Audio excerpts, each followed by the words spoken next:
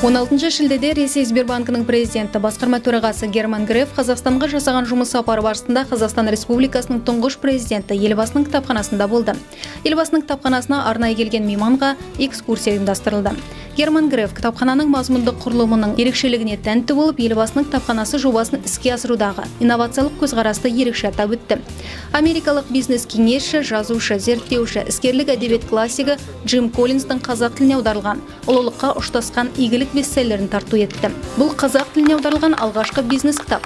Автор өзінің кітабында жақсы нәтижені ұлы істерге айналдыра білген компаниялардың тәжірибесін сараптайды. Нәтижеге жетудегі қажетті факторларды, талаптарды және механизмдерді қарастырады. Өз кезегінде Сбербанк төрағасын қарсы алған елбасы кітапханасының атқарушы директоры Мейір Ескендіров Герман Грефке және делегация мүшелеріне президенттің толғамдары мен қанатты сөздер топтастырылған «Времена и думы, жылдар мен ойлар, еркін елдің ертеңі» атты жинақтарды табыс етті.